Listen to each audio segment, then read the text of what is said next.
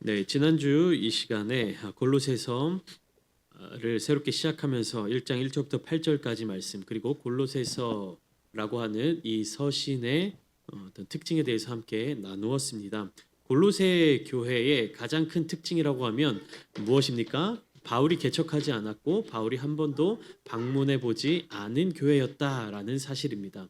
바울이 직접 개척하지도 않았고 바울이 한 번도 방문해 보지 않았다라는 사실은 무엇을 의미합니까? 바울과 고린도 교회 성도들이 한 번도 직접적으로 만나서 교제를 나누지 않았었다라는 것입니다.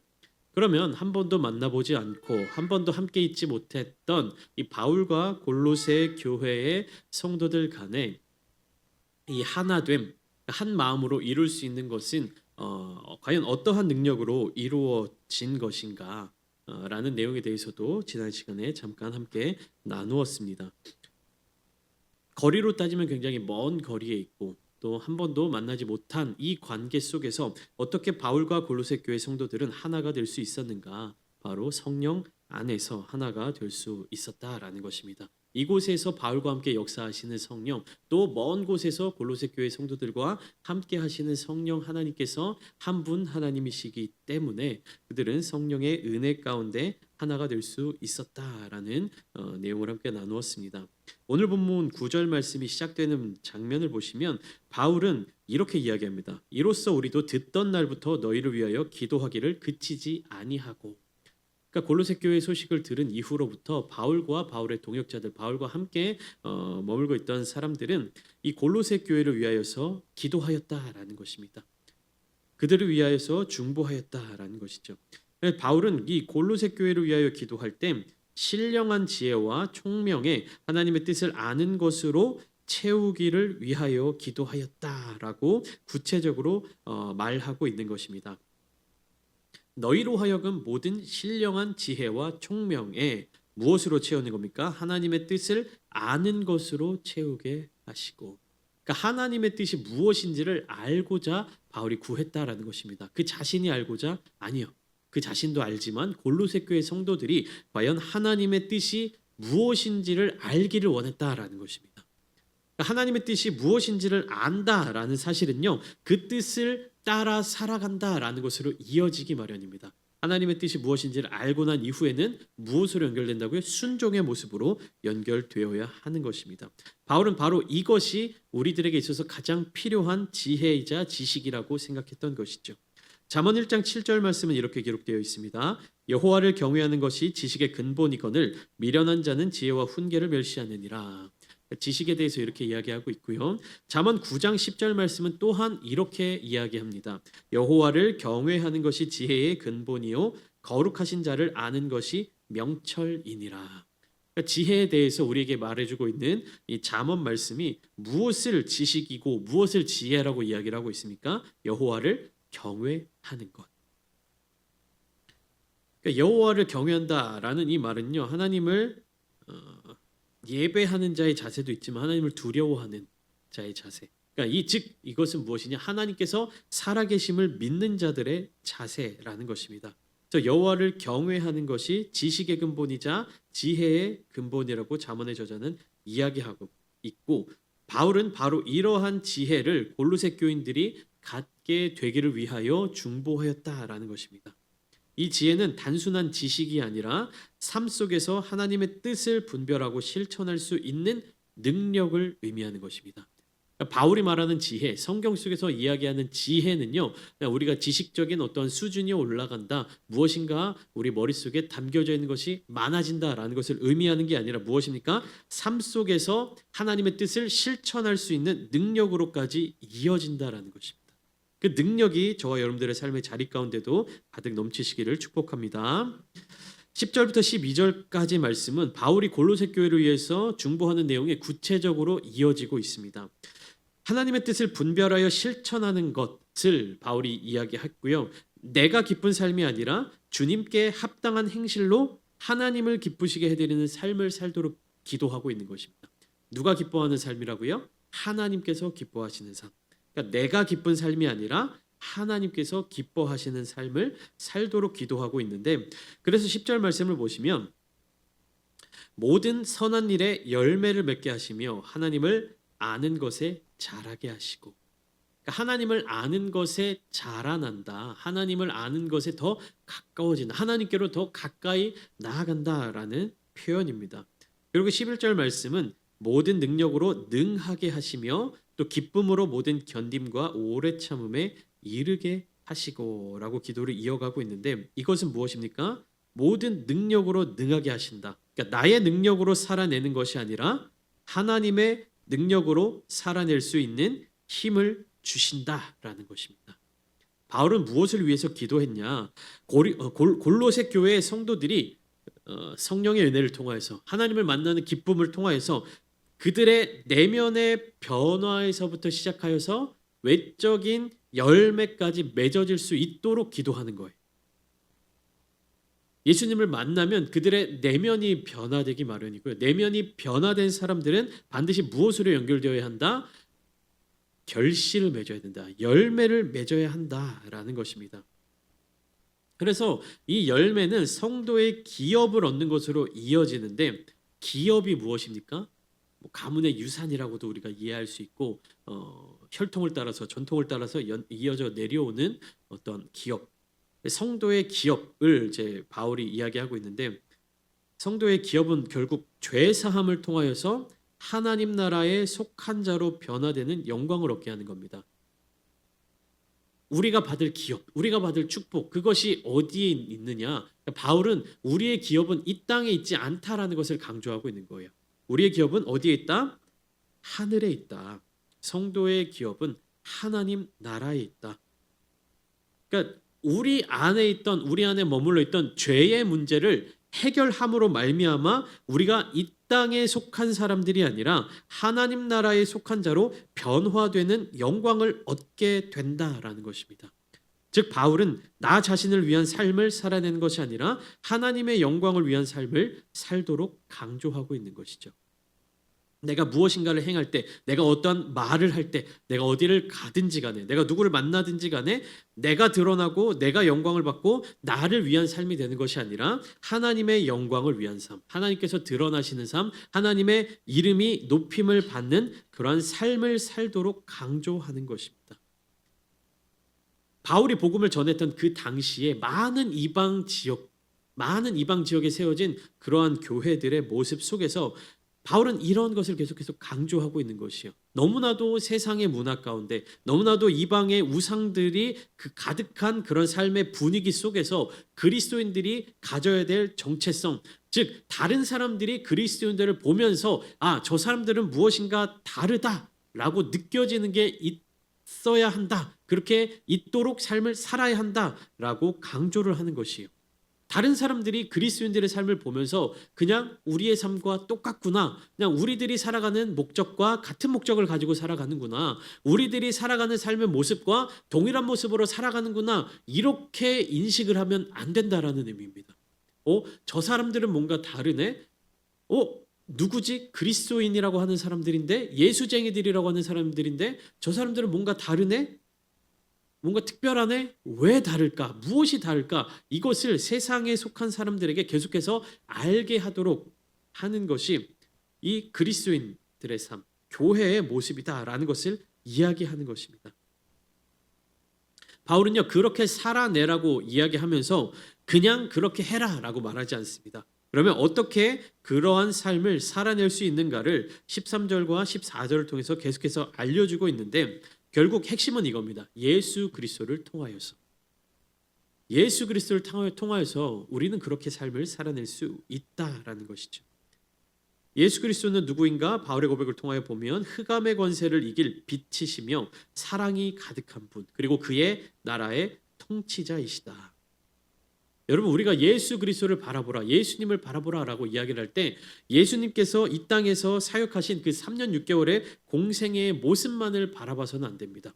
우리가 여러분은 누군가를 닮아가자라고 이야기를 하고, 혹은 누가 누구를 닮았다라는 말을 할 때 어떻습니까? 아들이 아버지를 닮았네, 혹은 누구의 행동이 다른 어떤 사람을 닮았다라고 이야기할 때 그 사람들이 지금 현재 살아가는 모습 속에서 발견되는 그런 특징들을 잡아내는 거잖아요. 그러니까 뭐 누가 밥 먹을 때 어떻게 먹네? 근데 저 사람도 똑같이 저렇게 밥 먹는 모습이 닮았네? 이렇게 겉으로 우리의 외면의 모습 속에서 누군가를 닮는 것, 누군가를 따라 사는 것이 눈으로 보이는 것으로 우리가 집중하기가 쉽습니다. 그래서 예수님을 닮아 살아가야 한다. 예수님을 바라보며 살아가야 한다라고 이야기할 때 예수님의 어떠한 모습을 바라보냐면 성경 속에 나타나 있는 마태복음, 마가복음, 누가복음, 요한복음, 우리가 사복음서라고 얘기하는 예수님의 공생애의 삶의 모습을 나타내고 있는 그 성경 속에 기록된 예수님을 따라 살려고 노력합니다. 물론 그것도 굉장히 훌륭한 자세입니다. 그렇게 예수님을 따라 사는 것이 맞습니다. 그런데 제가 오늘 말씀드리고자 하는 것은 예수님의 그 모습만을 기억해서는 안 된다라는 거예요. 이 땅에서의 삶의 모습, 십자가를 지시기까지 인간의 몸을 입고 이 땅에 오셔서 십자가를 지시고 부활 승천하신 예수님의 모습은요, 예수님의 모습의 일부분이에요.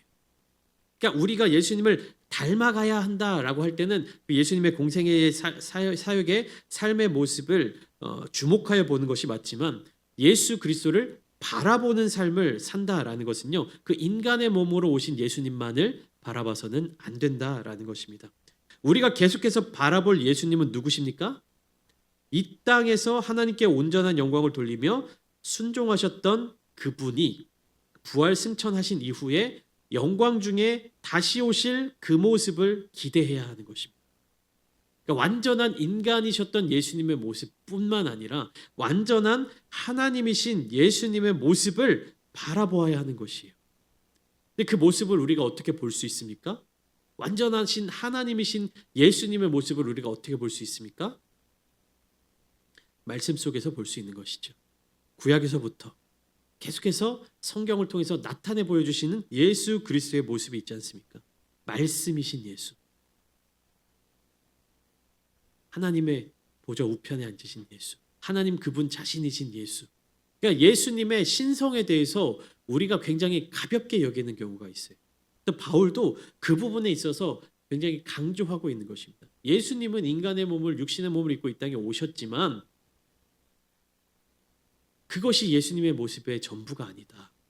바울은 예수님이 육신의 몸을 입고 계실 때 바울은 예수님을 만난 사람입니까? 만나지 못한 사람입니다.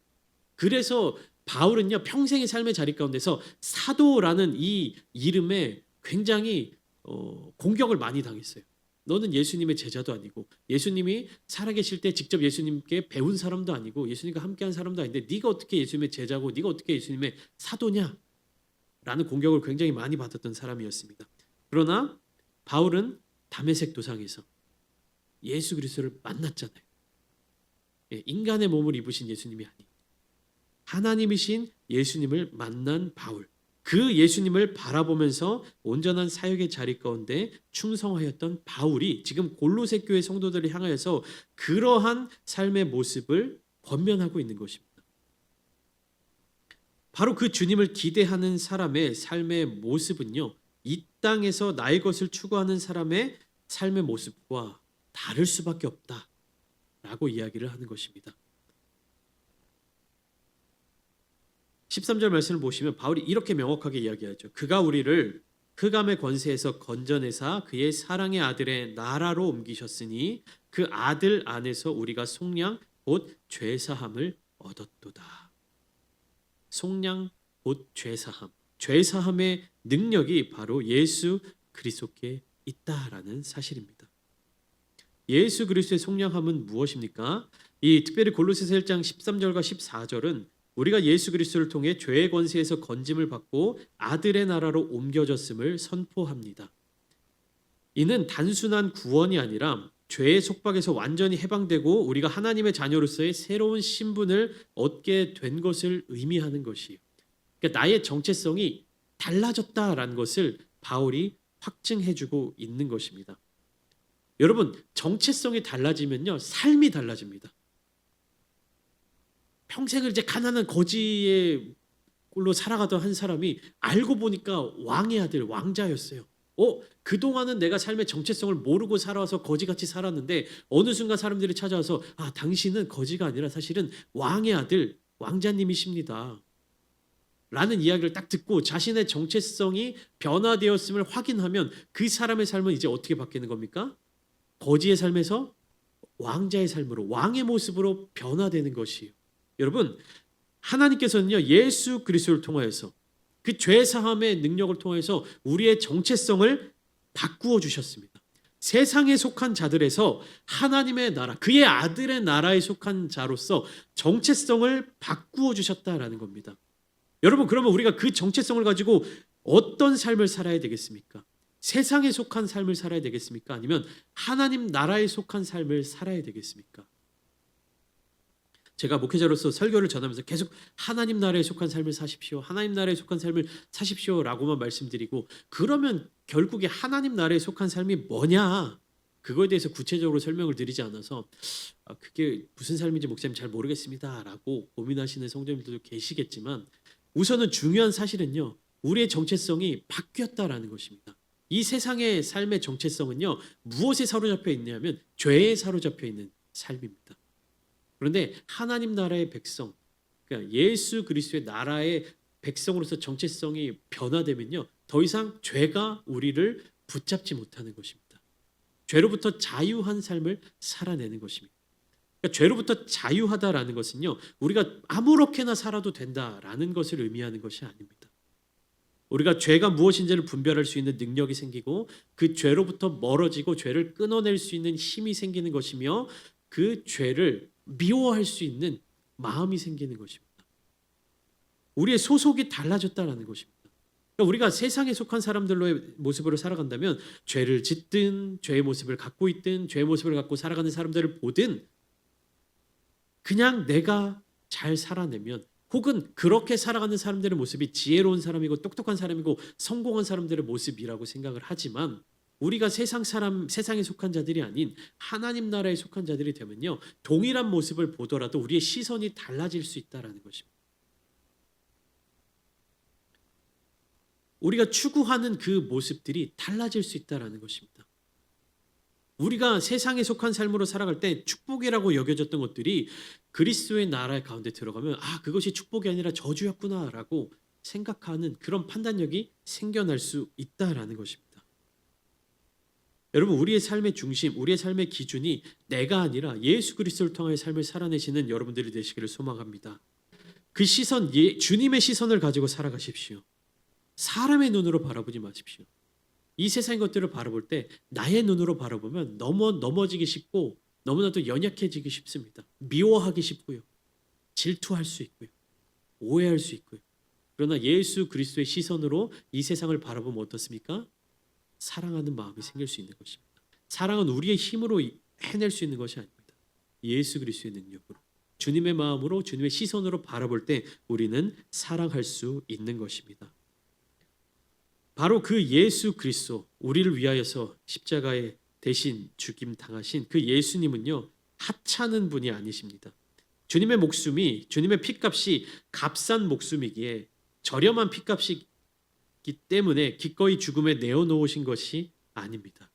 바울의 고백을 따르면 예수 그리스도는 교회의 머리이시고 또 모든 피조물 위에 계신 분이십니다. 그분은 보이지 않는 하나님의 형상이시며 모든 창조의 주가 되십니다. 또한 교회를 통해 이 땅에 하나님의 뜻을 나타내시는 분이십니다. 무엇을 통해서? 교회를 통해 이 땅에 하나님의 뜻을 나타내시는 분이십니다. 이해되시죠? 하나님의 뜻이 있습니다. 그 하나님의 뜻이 예수 그리스도의 능력을 말미암아 교회를 통해 세상으로 전달되는 것입니다. 하나님의 뜻을 세상에 전달하는 전달자로서 교회가 그 역할을 감당하기 위해서는 어떻게 해야 되는 것이요? 성결해야 되는 거예요. 정결해야 되는 거예요. 깨끗해야 됩니다. 제가 여러 차례 말씀드렸습니다. 깨끗한 물이 우리 가정 가운데 그 수도꼭지를 타고 들어올 때 깨끗한 물이 되기 위해서 어떻게 해야 됩니까? 그 수도관, 그 통로가 깨끗해야 돼요. 그 통로가 더럽고 거기에 이물질들이 많이 끼어 있으면 어떻게 합니까? 아무리 깨끗한 물을 보내도 더러운 물이 그 구멍을 통해서 나올 수밖에 없습니다. 그러니까 교회는 하나님의 뜻을 세상 가운데 전달하는 전달자의 역할을 해야 하는데, 하나님의 뜻을 온전하게 전달하기 위해서는 나를 비워야 되는 거지. 나를 비워서 하나님의 뜻이 온전하게 이루어질 수 있도록, 그래서 그리스도를 통해 만물이 하나님께로 나올 수 있도록 선포하며 그 일을 위하여 증거할 수 있는 공동체가 되어야 하는 것입니다. 교회는 이러한 화목의 사역에 부름받은 공동체인 것이죠. 그렇기 때문에 우리는 화목해야 되는 것이에요. 그렇기 때문에 우리는 복음의 소망 안에서 화목해 돼야 하는 것입니다. 바울은 한때 우리가 악한 행실로 하나님과 원수가 되었지만 이제는 그리스도의 죽음을 통해 하나님과 화목하게 되었다라고 말하고 있습니다. 21절부터 22절까지 바울은 그렇게 얘기를 하고 있는데, 이 화목은 단순히 개인적인 구원에 머무르지 않고 교회 공동체 안에서 이루어지는 하나님의 사역인 것이에요. 그래서 성도는 믿음 안에 굳게 서서 흔들리지 말고 복음의 소망 위에 서야 하는 것입니다. 교회는 복음의 소망을 나누며 세상 속에서 화목을 이루는 역할을 감당해야 하는 것입니다. 이 소망은 예수 그리스도 안에서 확실하게 나타나고 있으며 교회는 그분의 사역을 세상에 드러내는 도구가 되어야 한다는 것입니다. 그러니까 우리가 할 일이 많아요, 여러분. 하나님의 뜻을 구해야 되고, 하나님의 뜻이 우리 가운데 머물도록 기도해야 되고, 우리 자신을 성결한 삶으로서 지켜나가야 되는 것이고, 우리가 먼저 순종해야 되는 것이고, 우리가 먼저 선한 열매를 맺어내야 하는 것이고, 감사해야 하는 것이고, 화목해야 하는 것이고, 함께 교제를 나누어야 되고, 교회의 머리 되신 예수 그리스도를 높이고 복음의 소망 안에서 흔들리지 않는 믿음으로 살아가야 하는 것입니다. 교회가요, 할 일이 굉장히 많습니다. 우리는 바쁘게 살아가야 되는 것입니다. 무엇을 위해서요? 하나님의 뜻을 위해서. 하나님의 뜻이 이 땅 가운데 이루어져 가게 하기 위해서. 세상 사람들은 많은 원망과 불평과 고통의 목소리를 높입니다. 그들이 기대하는 하나님, 그들이 생각하는 하나님의 모습은요, 예수님이 사역하실 당시에 유대인들이 생각했던 하나님의 모습과 비슷합니다. 예수님이 메시아가 짠 하고 나타나시면, 우리가 하나님을 짠 하고 믿으면 우리에게 있는 모든 문제와 모든 아픔과 모든 고통의 근원이 한 방에 그냥 해결될 것이라고 기대합니다. 무엇이랑 비슷합니까? 우리가 세상 사람들이 일확천금을 노리고 한탕을 노리고 열심히 복권을 사서 긁는 것과 비슷한 마음을 가지고 교회를 바라보고 있어요. 왜 사람들이 그러한 모습으로 교회를 바라보고 있느냐? 우리가 그러한 모습들로 교회가 세워져 왔기 때문에, 우리나라의 어떤 역사, 아픔과 고통과 그런 연약함이 가득했던 그곳 가운데에서 너무 한쪽 방향으로 쏠려 있었기 때문에. 그러나 교회는 무엇입니까? 그런 회복과 더불어서 하나님의 뜻을 세상 가운데 선포할 수 있는 목소리를 내야 하는 것이 교회입니다. 예수 그리스도를 머리로 두며 복음의 소망 안에서 흔들리지 않아야 하는 것입니다. 23절 말씀 한번 함께 보시고 말씀을 마무리하고자 하는데요. 만일 너희가 믿음에 거하고 터 위에 굳게 서서 너희 들은 바 복음의 소망에서 흔들리지 아니하면 그리하리라. 이 복음은 천하 만민에게 전파된 바요 나 바울은 이 복음의 일꾼이 되었노라. 여기 모이신 저와 여러분들은 예수 그리스도의 복음으로 말미암아 은혜를 경험하고 그 은혜를 사모하며 이 자리 가운데 모이신 줄 믿습니다. 우리가 그러한 복음의 소망에서 흔들리지 않는 사람인데, 중요한 사실은 무엇입니까? 그 복음이 우리에게만 주어진 복음이 아니라는 사실입니다. 그 복음을 받은 우리가 이제 해야 할 일은 무엇입니까? 전해야 하는 것이죠. 내가 받은 은혜, 내가 누린 그 복음을 이제 경험하지 못한, 알지 못하는 사람들에게 나누어야 한다는 것입니다. 바울은 이 복음의 일꾼이 되었다라고 골로새 교회를 향하여서 담대히 선포하고 있는 것입니다. 에바브라를 향하여서 전파된, 바울에게서 에바브라에게 전파된 복음, 에바브라에게서 골로새 교회에 전파된 복음, 그리고 이제 골로새 교회에서부터 또 퍼져나갈 복음을 바울은 기대하고 있는 것입니다. 오늘날을 살아가는 우리도 이러한 바울의 마음, 이러한 바울의 사명을 붙들고 그리스도의 몸된 교회를 통해 하나님의 영광을 나타내는 그러한 교회가 되기를 소망합니다. 우리 성도들의 삶의 자리 가운데, 우리 성도님들의 삶의 자리 속에서 어려움과 고통과 고난과 아픔이 많을지라도 그것을 견뎌낼 힘과 능력을 구하며 아직 하나님을 알지 못하는 자들에게, 아직 예수 그리스도를 알지 못하는 자들에게 이 은혜를 함께 나누시는 우리 모든 성도님들 되시기를 예수님의 이름으로 축원합니다.